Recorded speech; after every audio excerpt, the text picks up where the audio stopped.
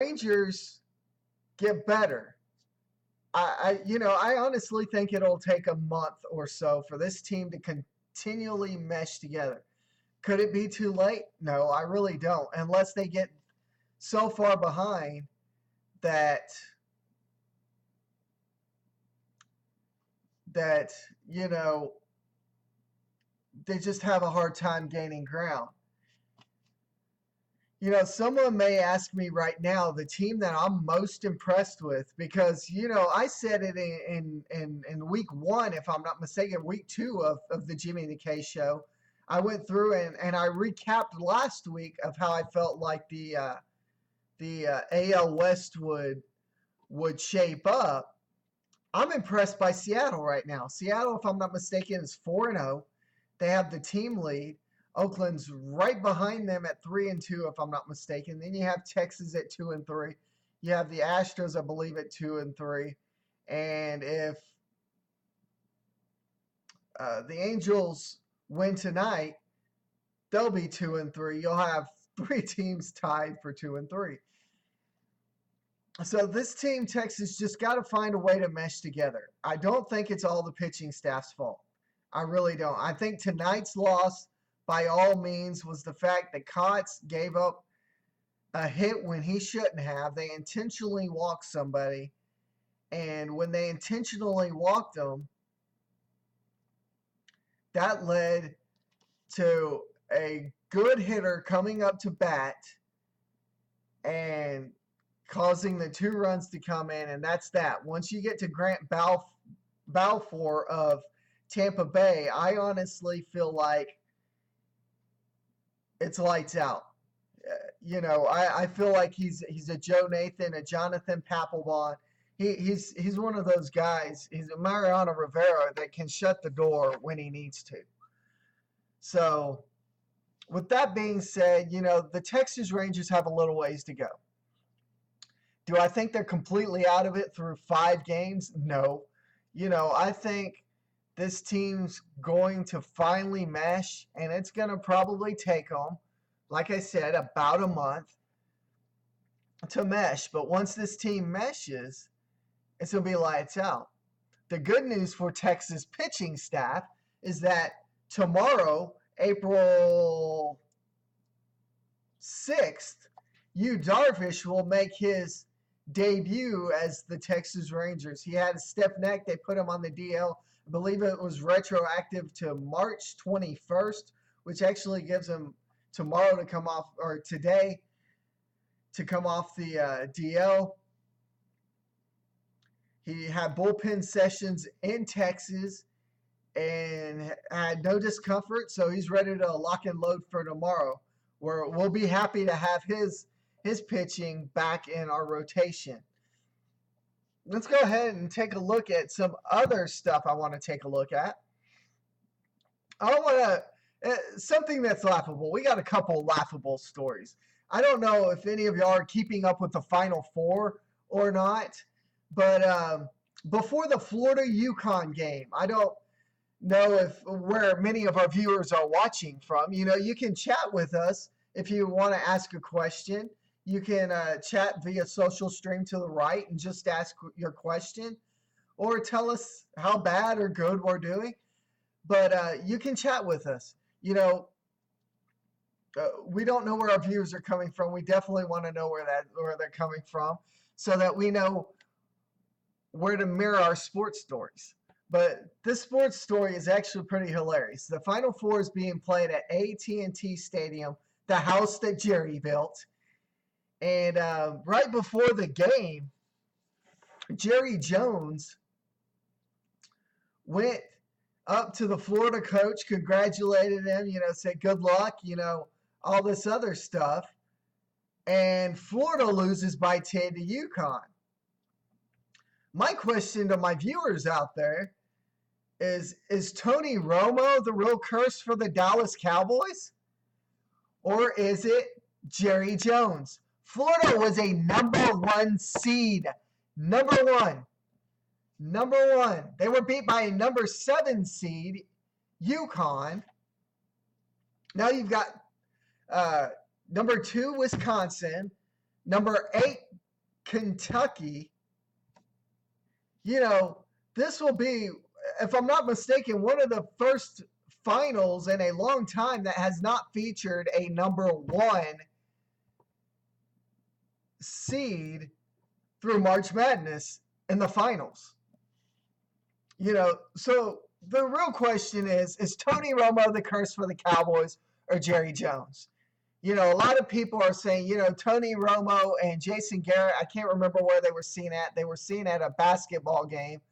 I don't remember what school, but they were seen at a basketball game. And when they were seen at that basketball game, that team lost. They were wearing their uniforms. Maybe it was North Carolina. I cannot recall which school it was, but North Carolina comes to mind. Jason Garrett, Tony Romo were at a game.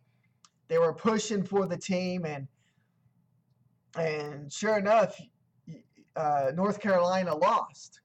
So with North Carolina losing, a bunch of people went on to Twitter and said, Tony Romo's the curse, Jason Garrett's a curse, blah, blah, blah. The truth of the matter is, who's the real curse of the Dallas Cowboys? You've got Jason Garrett and Tony Romo going to a North Carolina game, I believe. I could be wrong. And them losing. Or you've got Jerry Jones congratulating the Florida head coach right before the game today in the Final Four. And Florida, the number 1 seed, losing to number 7 UConn. So, who's the real curse? Jerry Jones, Tony Romo, or Jason Garrett? If you're viewing this, why don't you chat with me? Who do you think is the curse of the Dallas Cowboys? Who do you think is the curse of the Dallas Cowboys? Or is it just the curse of the whole team? Now, another story that I definitely want to get into is a story that came out a couple of days ago in which NFL Hall of Famer Boomer Esiason called out Daniel Murphy of the New York Mets for taking paternity leave so his wife could have a child. He calls him out, and I don't know if it was Boomer. Maybe my viewers can help me. Maybe it was Boomer. Maybe it wasn't. But his co-host or somebody else said, well, maybe what he ought to have done is told the doctors we need to schedule a C-section for before the season. Are you flipping kidding me? Are you kidding me? Since when does Boomer Esiason know anything about baseball's maternity or paternity leave?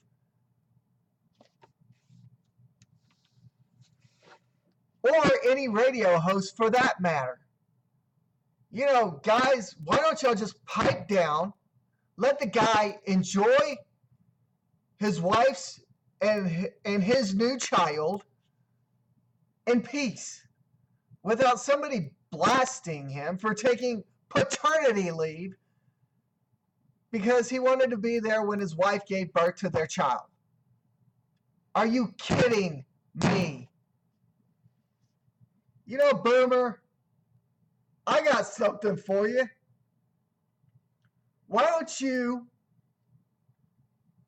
take that mic that you're typically talking into, put it in your mouth, put duct tape around it the next time you want to say something stupid. Yeah, the next time you want to say something stupid, Boomer, just put some duct tape around your mouth. It's ridiculous. In some ways it's funny, but in other ways it's ridiculous. Now, the Philadelphia Eagles release Deshaun Jackson, and rumor has it they did it because he flashed up a gang sign, which when I saw the sign for Deshaun Jackson during this game, it actually looked like he flashed up a BK sign. You know, growing up in the Dallas-Fort Worth Metroplex, I went to a school that had some gangs. Do I know what BK looks like? Do I know what BK means? Yes, I do. He flashed a gang sign. Deshaun Jackson goes on a one-on-one interview with Stephen A. Smith and denies it all. Well, I was heated in the moment, but it wasn't a gang sign. You know, there's other signs out there that are kind of similar to that, but it wasn't a gang sign. And then when Stephen A. Smith asked him if he signed with the Washington Redskins to kind of throw it in Philadelphia's face, he just chuckled a little bit.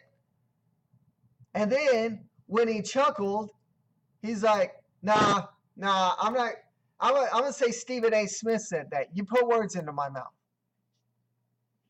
You know, I understand in sports, there's always that heat of the moment.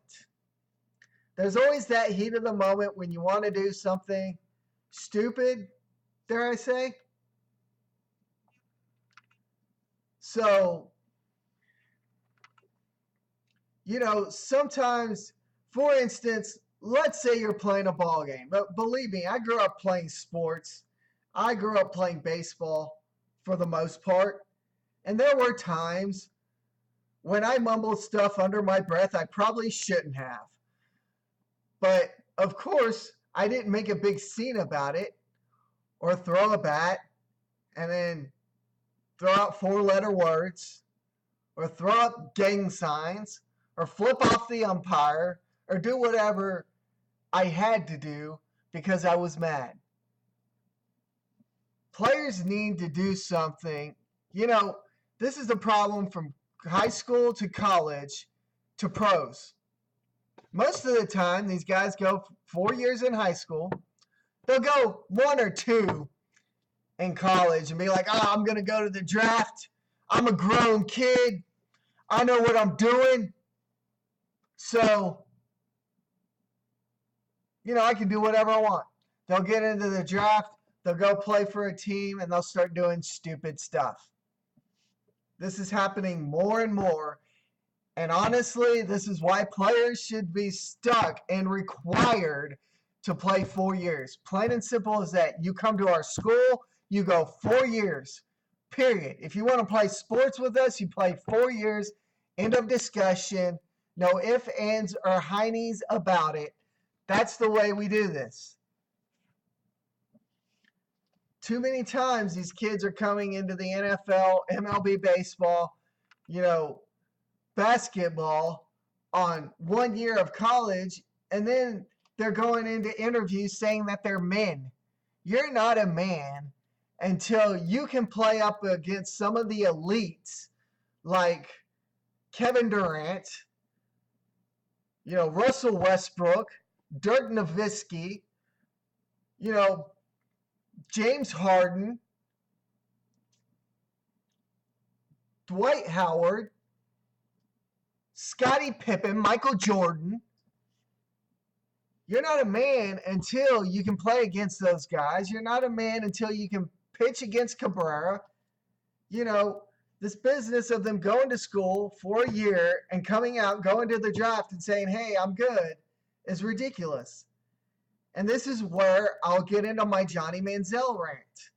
Johnny Manziel was at A&M for 2 years. First year, he had an okay year. Last year, he started doing stupid stuff. Now he's going to the NFL Combine, going to pro days, doing interviews and saying that I'm a man, I'm going to do my homework, I'm going to do what it takes to stay on this team that picks me. I'm going to get there early. I'm going to stay late. But yet, have you noticed, if you search, for teams that are looking at Johnny Manziel, more and more teams are backing out and they're saying we are not holding tryouts for Johnny Manziel. A couple of teams, for instance, a couple of teams in the NFL, their coaches have said, we're not holding a tryout for Manziel because the fact is, one coach said, I'm not happy with his work ethic. I don't trust his work ethic. Those were his exact quotes. He says that he's going to get there early and stay late, but I don't buy it. The fact that Johnny Manziel is, dare I say, Johnny Manziel is a prima donna. He's one of those guys that's going to get into the NFL, do some stupid stuff, going to last a year or two, and that's that. So, he's going to be the next Tebow, in my opinion. I could totally be wrong about that. So I'll get off my rant there on Johnny Manziel, Deshaun Jackson, and other stuff. Question for my viewers out there. If you're a Cowboys fan, do you think the Cowboys should go after Chris Johnson? The Tennessee Titans released Chris Johnson. And, is he a good enough running back that you feel like the Dallas Cowboys should pursue Chris Johnson? Or do you think that they need to work on the offensive line or the defensive line? My answer is I feel like the Cowboys need to work a little bit on the offensive, a little bit on the defensive, and our running game would actually mesh a little bit better with a better offensive line than just going out and getting Chris Johnson. Granted, if the Cowboys do sign Chris Johnson, am I going to be mad about it? No. I wouldn't be mad if they signed Chris Johnson because I feel like Chris Johnson is an elite player. He's somebody that can give them 1,000 yards for 2 or 3 years in a row, even without the greatest offensive line. One other thing I want to look at is the fact that the Texas Rangers have had struggles. The Texas Rangers continue to have struggles, and it bothers me. The question is, I want to know from my fans out there, are you happy with Ron Washington as the manager? If you're happy with him, tell me why. If you're not happy with him, tell me what you think he can do better to improve this ball club.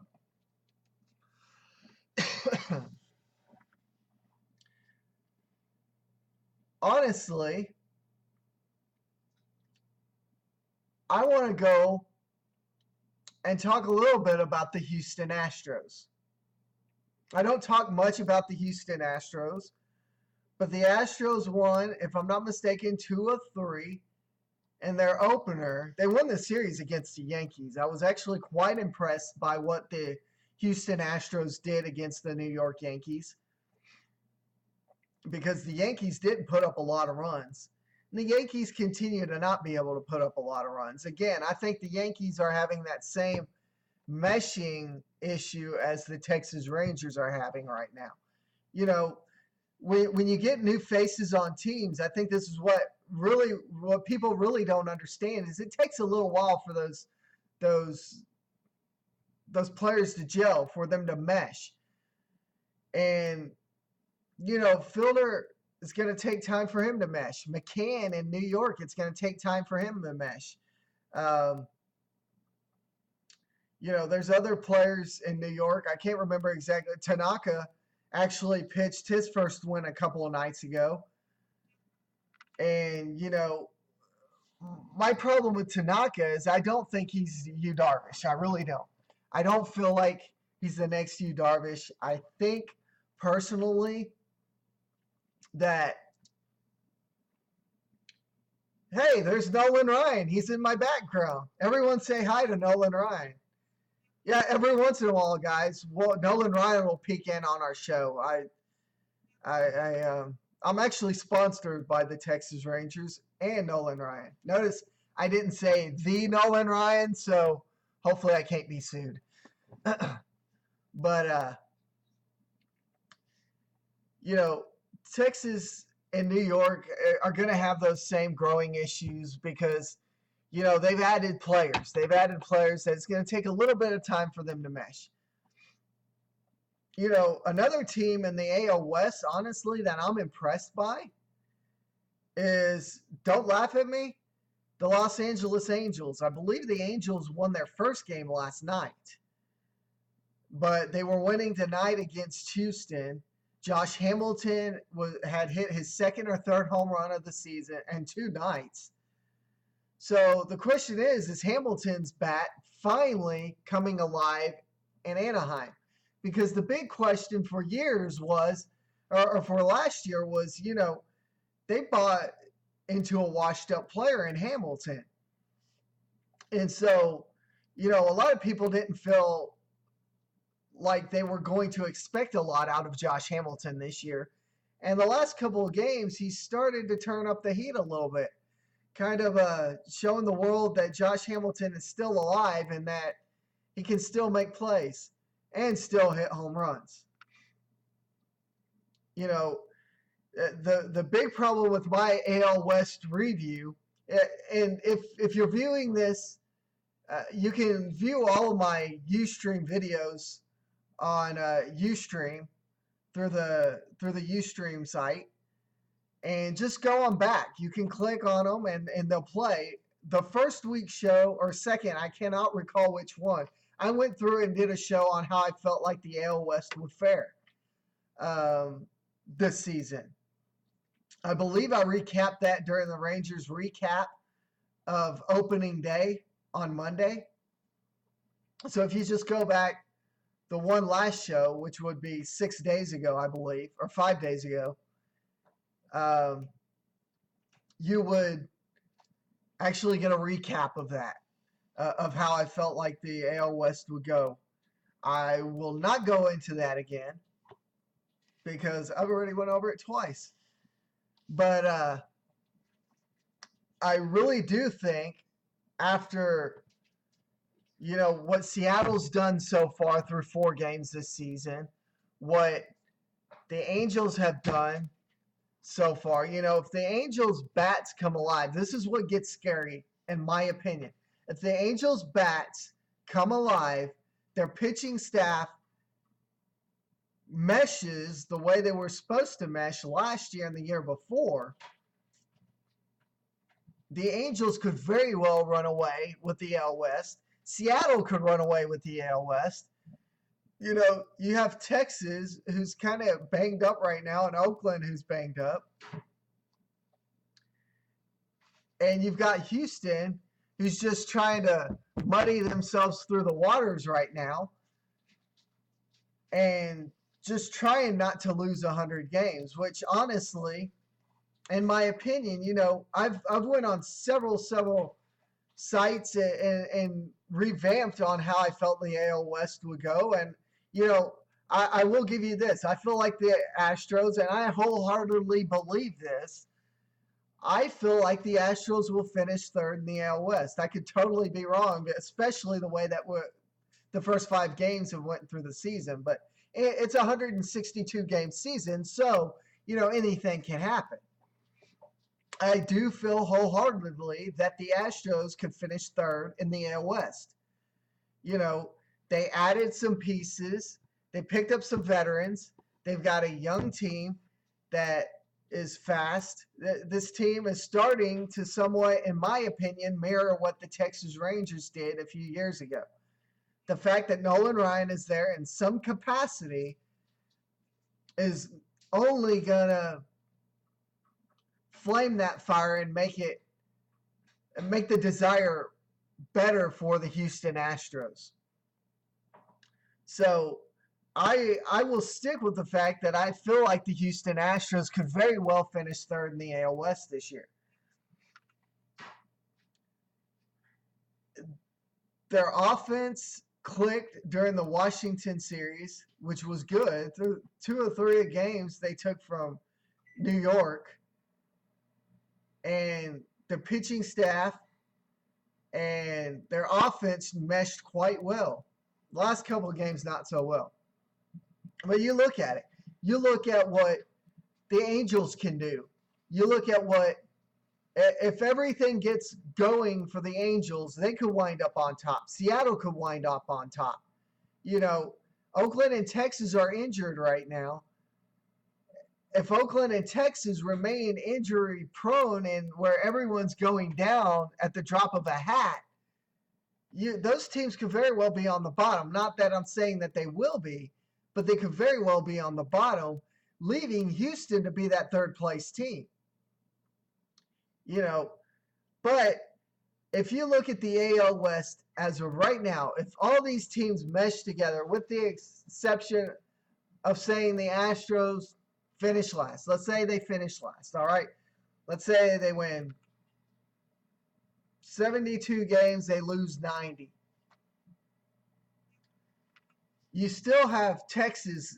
Once Texas gets healthy, if Kobe Lewis is just half the pitcher he was when he was at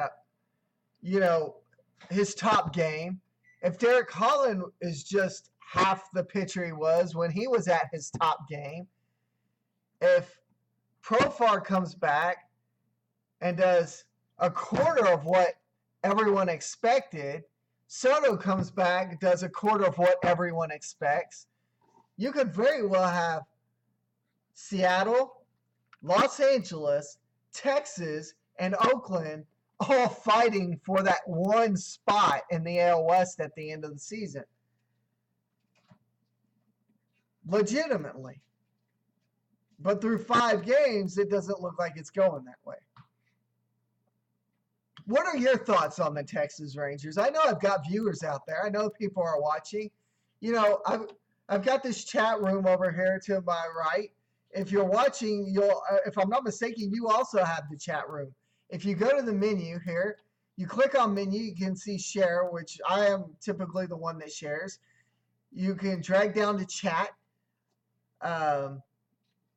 And if you don't want to sign up for Ustream, you can use your Facebook account. If you're signed into Facebook, you just sign into Facebook there and click down to chat and just type there. I want your questions. You know, this is not all about me. I definitely like the fact that I've got viewers and people that are watching the show and keeping the show alive. But I want your questions. What are your thoughts on the Rangers? What are your thoughts on the Cowboys? What are your thoughts on Major League Baseball in general? What are your thoughts on the NBA in general? Who do you think's going to win the NCAA finals? You know, at this rate, because UConn won, I'm going to go and say, because my bracket is busted. As of tonight, when Florida lost, my bracket was shot. So I'm going to say UConn and Kentucky. Who's your thoughts? Who's your thoughts? Who do you think is going to be in the finals? Who do you think will win the finals? I think UConn, Kentucky go to the finals. I think Kentucky wins the finals 70-60. How about that? You heard it from me, Jimmy the K. Kentucky wins 70-60.